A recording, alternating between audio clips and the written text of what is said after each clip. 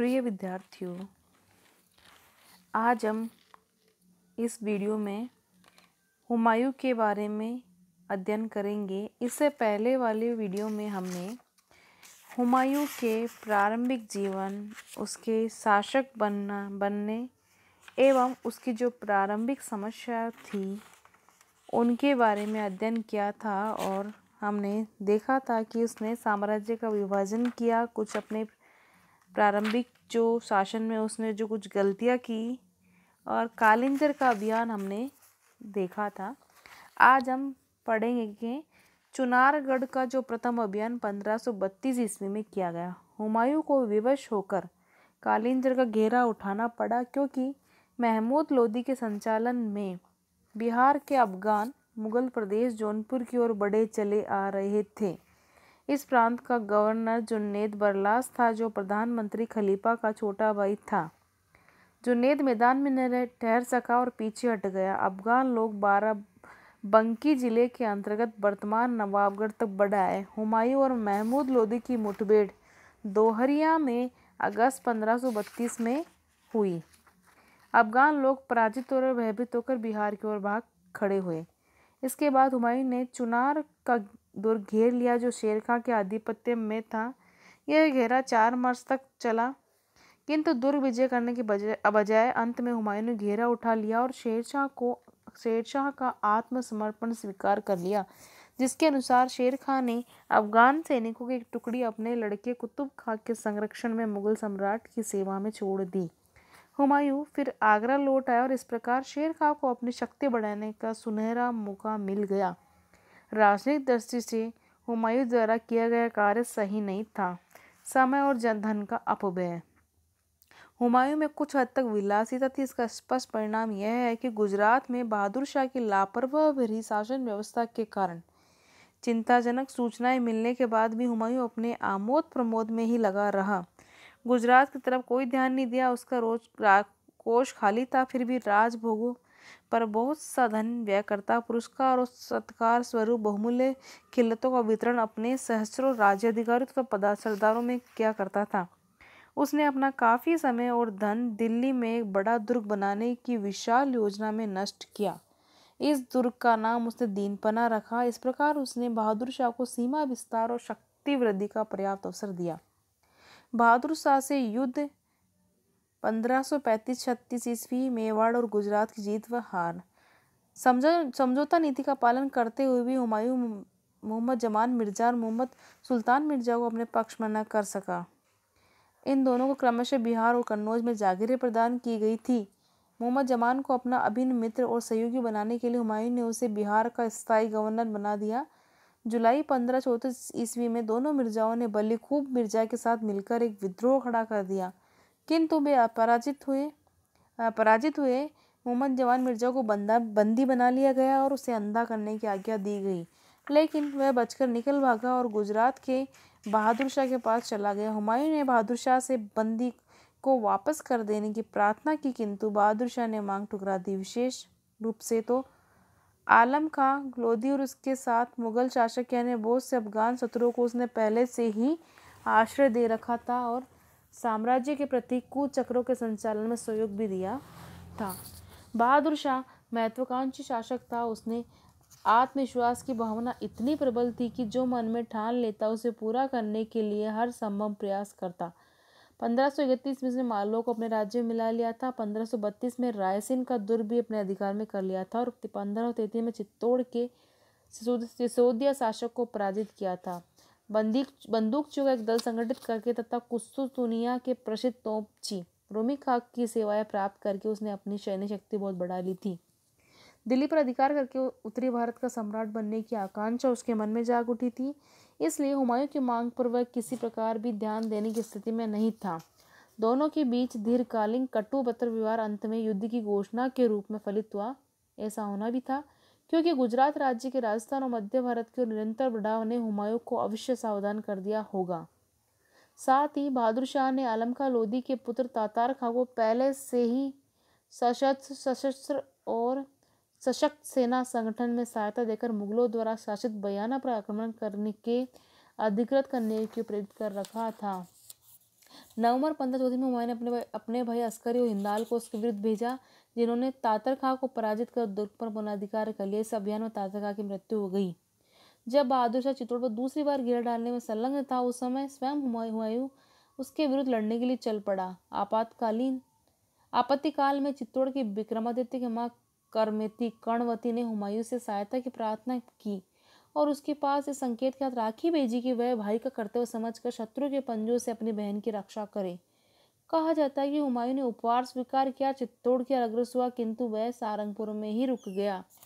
बहादुर शाह सचेत तो उठा, किंतु अपने अनुमान पर ठीक विश्वास करते हुए कि मुगल सम्राट गैर मुस्लिम से युद्ध करते हुए अपने सधर्मी भाई पर आक्रमण न करने की मुस्लिम परंपरा का पालन करेगा, उसने गहरा और सुदृढ़ कर दिया। उसका यह अनुमान ठीक ही निकला। राजनीतिक की अपेक्षा अंधविश्वासी अधिक होने के नाते हुमायूं ने बहादुर शाह पर ऐसे समय में आक्रमण करना पाप समझा, जबकि वह राणा जैसे विधर्मी के साथ युद्ध कर रहा था। यह हुमायूं की महान भूल थी। उसने राजपूतों की सहानुभूति और सहयोग प्राप्त करने का एक स्वर्ण अवसर खो दिया। मुगलों ने मांडू और चंपानेर पर अधिकार कर एक महान उपलब्धि हासिल की। इस जीत की खुशी मनाते हुए हुमायूं आमोद प्रमोद में डूब गया और यहाँ की शासन व्यवस्था के व्यवस्थित कर कोई ध्यान नहीं दिया। चंपानेर में जो कोष उसके हाथ लगा था, उसको अपने मुक्त हस्त से खर्च कर दिया। गुजरात की शासन संबंधी उलझनों के कारण बहादुर शाह को अपने विश्वास पात्र हाकिम इमादुल मुल्क को अहमदाबाद में मालगुजारी एकत्र करने के लिए भेजने का सुअवसर प्राप्त किया हुआ। शासन व्यवस्था की पुनः स्थापना के लिए इमादुल मुल्क ने काफ़ी काम किया। वह एक बड़ी सेना लेकर गया और मालगुजारी के धन को खर्च करके उसने एक शक्तिशाली सैन्य दल खड़ा कर दिया। अब हुमायूं की नींद खुली। उसने इमादुल मुल्क का सामना करने के लिए अपने भाई अस्करी को भेजा। इसी बीच हुमायूं अपने भाई की सहायता के लिए यहाँ पहुंचा था और उसने अहमदाबाद पर अधिकार कर लिया। अब उसने गुजरात का गवर्नर अस्करी को नियुक्त किया और उसकी सहायता के लिए हिंदू बेग नामक एक अनुभवशील हाकिम को तैनात कर दिया। स्वयं ड्यूब पर रहा, जहां बहादुर शाह ने शरण ले रखी थी। आक्रमण करने के लिए चल दिया, लेकिन इस कार्य को संपन्न करना असंभव हुआ प्रतीत हुआ, क्योंकि मालवा से चिंताजनक सूचनाएं आई थी, जहां संगठित शासन व्यवस्था के अभाव में विद्रोही ने मुगल सेना को उज्जैन की ओर ढेल दिया था। हुमायूं को मांडू लौटना पड़ा। यहाँ आकर वह फिर आमोद प्रमोद और आलस्य में पड़ गया। इस प्रकार समस्त मालवा प्रदेश उसके हाथ से निकल गया। इस प्रदेशी राज्य के पूर्वी राजाओं के एक उत्तराधिकारी मल्लू खान ने यहाँ पर अपना अधिकार जमा लिया। शेर खान से संघर्ष अक्टूबर 1537 जून 1540 ईस्वी। जैसा कि पहले बताया जा चुका है, हुमायूं जब चुनारगढ़ के विरुद्ध प्रथम अभियान छेड़ा था, तो उस समय शेर खान विवश होकर कुछ अफगान सैनिकों के साथ अपने पुत्र को हुमायूं के पास जमानत के रूप में रखा था। यह बात शेर खां को काफ़ी खल रही थी। वह उचित अवसर का इंतजार कर रहा था और साथ ही अपनी स्थिति मजबूत कर रहा था। चुनारगढ़ का दूसरा घेरा अक्टूबर 1537 से मार्च 1538 ईस्वी। मुगल साम्राज्य उस समय नाजुक स्थिति में आ गया। जब अस्करी ने राजद्रोह किया, हुमायूं ने अस्करी से झगड़ना व्यर्थ समझा। उसने अस्करी के राजद्रोह और अपनी सर्वोच्चता स्थापित करने के अपराध को भी क्षमा कर दिया। उसके आगरा में प्रवेश करने के कुछ काल पूर्व मोहम्मद सुल्तान मिर्जा नामक एक अभ्यस्त विद्रोही को, जिसने बलपूर्वक कन्नौज से जौनपुर तक का प्रदेश अधिकृत कर लिया था, हिंदाल ने मार पीट कर बंगाल भगा दिया था। हुमायूं साल भर तक आगरा में ही डटा रहा और उसने इस बात पर ध्यान नहीं दिया कि मुगल साम्राज्य के पूर्वी भाग में शेर खां तीव्र गति से बढ़ा चला आ रहा है। 1532 में जब से उसने हुमायूं की अधीनता स्वीकार की थी, उसने दिल्ली में कोई राजभेट नहीं भेजी थी। उसका लड़का कुतुब खां, जिसको सम्राट जमानत के रूप में ले आया था, अपनी सेना से अपनी सेना के पास भाग गया। जिस समय हुमायूं गुजरात के अभियान में लगा हुआ था, शेर खां ने बिना किसी मुगल प्रतिरोध के दक्षिण बिहार पर अपना अधिकार स्थापित कर लिया था। उसने बंगाल के शाह को 1534 से 1536 ईस्वी में 2 आक्रमणों में पराजित कर दिया और अपनी प्रतिष्ठा एवं साधनों में भारी वृद्धि कर दी थी। हुमायूं ने 1537 ईस्वी की बरसात तक इस बात पर कोई ध्यान नहीं दिया कि अफगान सरदार इतना प्रबल हो गया है। मालवा और गुजरात पर पुनः अधिकार करने तथा अपना सामाजिक जीवन के रंगरेली में व्यस्त रहकर उसने पूरा साल मूर्खता में नष्ट कर दिया। विश्वासघाती मोहम्मद जमान मिर्जा को, जो पंजाब में विद्रोह खड़ा करने के प्रयत्न था, अपने लिए गुजरात के राजगद्दी हड़पने में असफल होकर लौटा था, मूर्खता से क्षमा प्रदान कर हुमायूं जुलाई 1530 में चुनारगढ़ की ओर बढ़ गया। उसने चुनारगढ़ का दुर्ग घेर लिया। यह दुर्ग शेर खां को वहां के पूर्व गवर्नर ताज खां की विधवा पत्नी लॉर्ड मलिका से विवाह के बाद प्राप्त हुआ था। इस दुर्ग को शेर खां ने अपने पुत्र कुतुब खां के अधीनता में रखा हुआ था। कुतुब खां ने अपनी सेना का एक भाग पड़ोस की पहाड़ियों से तैनात कर दिया, जिससे वह घेरा डालने वालों को हैरान कर सके। यह घेरा 6 माह तक बना रहा और रूमी खां, जो अपने पहले स्वामी बहादुर खां को छोड़कर मंसूर की लड़ाई से कुछ समय पूर्व हुमायूं से मिल गया था, के प्रयत्नों के बावजूद दुर्ग पर अधिकार न हो सका। इसलिए उसने एक चाल चली। एक अफ्रीकी गुलाम लड़के को बुरी तरह कोड़ों से पीटकर दुर्ग में यह जानने के लिए भेजा गया कि दुर्ग के किस भाग पर आक्रमण किया जा सकता है। वह देखभाल कर कई दिनों बाद बाहर आ गया। उसने बताया कि नदी की ओर दीवार पर आक्रमण किया जा सकता है। तो रूमी का तैरता हुआ अपने तोपखाना बढ़ा लाया और दुर्ग के आगे और भाग पर गोलाबारी का संचालन करने लगा। दीवार में दरार पड़ गई।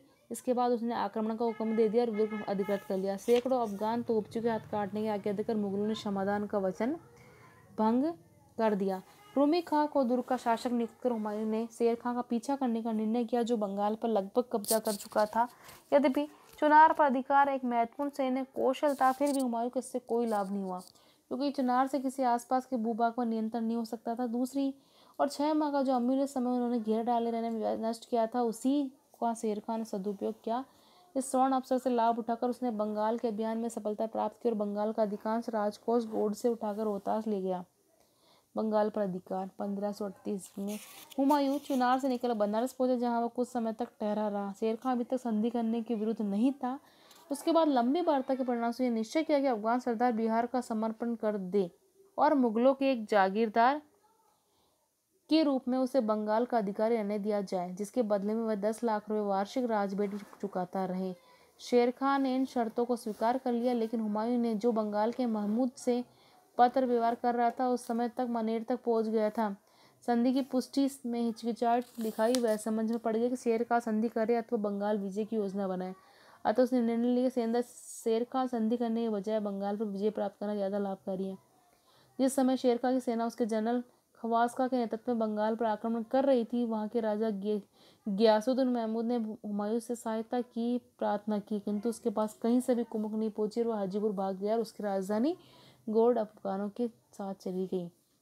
ऐसा है महमूद का पीछा शेर खां ने किया, किंतु वह प्राण बचाकर भागा और मनेर में हुमायूं के शिविर में पहुंचकर बंगाल पर पुनः अधिकार करने की उसने प्रार्थना की। हुमायूं उस पर दया आ गई। उसने शेर खां के साथ हाल ही में किया हुआ समझौता भंग कर दिया और गोंड की ओर चल पड़ा। बंगाल का भूतपूर्व राजा महमूद घावों से बुरी तरह शत विषित था। इन्हीं के कष्टों में खलगाम में वह मर गया। इसकी मृत्यु के बाद भी हुमायूं बढ़ता ही गया और मई के अंत तक तेलियागढ़ी पहुंच गया। गोंड जाने वाली सड़क को जलाल खां ने रोक दिया, जिसको उसके पिता ने इस मार्ग की रक्षा के लिए तैनात किया। जैसे ही मुगल लोग स्थान पर पहुंचे, लाल खां ने उन पर आक्रमण कर दिया। अकस्मात हुए इस हमले के कारण हुमायूं को बहुत नुकसान उठाना पड़ा। उधर एक भारी तूफान भी आ गया, जिससे हुमायूं की प्रगति कई दिनों तक रुकी रही। जलाल खां को जब ये सूचना मिली कि उसके पिता ने गोंड का कोष रोहतास रवाना कर दिया है, तो उसने तेलियागढ़ी को छोड़ दिया और शेर खां से जय मिला। यह देखकर अफगान सेना पीछे हट गई। हुमायूं बंगाल में प्रविष्ट और गोंड पहुंच गया। उसने इस स्थान को बिल्कुल उजड़ा पाया। सड़कों पर लाशों के ढेर पड़े थे। फिर उसने वह रहना पसंद किया और इस स्थान का जन्नताबाग रखा। यहीं पर वह लगभग 8 माह तक रंगरलियों और आनंद उत्सव मनाता रहा। उसके अधिकारियों सैनिकों ने इस दिशा में उसका अनुकरण किया और सभी जो है विलासिता में डूब गए। हुमायूं ने ऐसी कोई व्यवस्था नहीं की थी जिससे आगरा व दिल्ली की स्थिति की जानकारी मिल सके। आगरा और गोंड के मध्य में उसने केवल हिंदाल को तिरुत में नियुक्त कर रखा था। गोंड से पश्चिम में 350 मील की दूरी पर मुगल प्रदेश में बनारस सबसे निकटतम स्थान था, परंतु बनारस से भी मुगल सम्राट का कोई संपर्क स्थापित नहीं कर सका। ऐसी प्राथमिक और सामान्य सैनिक सावधानी न रखने का परिणाम यह हुआ कि शेर खां ने मुगल राजधानी से उसका संबंध विच्छेद कर दिया। कांटेदार जंगलों से घिरे हुए दक्षिण बिहार के झारखंड नामक पर्वतीय प्रदेश को सैनिक आधार बनाकर शेर खां ने सैनिकों को तेलियागढ़ी से कन्नौज तक का संपूर्ण प्रदेश विजय करने के निमित्त भेजने की श्रेष्ठ योजना तैयार की। वह शीघ्रता से बढ़ता चला गया और बनारस पर अधिकार कर लिया। उसके लड़के जलाल खां ने जौनपुर घेर लिया और चुनारगढ़ पर भी घेरा डाल लिया। अफगानों ने कड़ा, बहराइच, कन्नौज और चंबाल पर अपना अधिकार कर लिया। इस प्रकार जनवरी 1539 ईस्वी के मध्य तक कोसी और गंगा के बीच का संपूर्ण भाग शेर खां के अधिकार में आ गया। हुमायूं का भाई हिंदाल अब उत्तरी बिहार में अपना स्थान पहले से ही छोड़कर आगरा चला गया था। आगरा आकर वह सम्राट बनने के स्वप्न देखने लगा और उसके बाद कई योजनाएं उसने बनाने लगा। अपनी माँ के सलाह के विरुद्ध भी उसने सम्राट की पदवी धारण कर ली और शेख बहलोल की हत्या कर दी। हुमायूं बहलोल से बड़ा स्नेह रखता था। ये समाचार सुनाई हुमायूं कानों तक न पहुंच सकी। उसके अधिकारी के पास देर सवेर पहुंचते ही रहते थे, उन्हें सुनकर टाल देता था। जब भविष्य अंधकार में प्रतीत होने लगा तो मुगल अधिकारी जो अब तक इन विपत्तिकारक और चिंताजनक समाचारों को बादशाह से छिपाए हुए थे, स्वयं सावधान हुए और उन्होंने राज्य हाथ से निकल जाने का समाचार हुमायूं को कह सुनाया। बादशाह ने जहांगीर कुली बेग को 5,000 सैनिक देकर गोड़ की रक्षा का भार उसके सुपुर्द कर दिया और स्वयं मार्च 1539 ईस्वी अंत में पटना की ओर रवाना हो गया। धन्यवाद। अब इससे नेक्स्ट वीडियो में हम चौसा की लड़ाई वगैरह पढ़ेंगे। Thank you.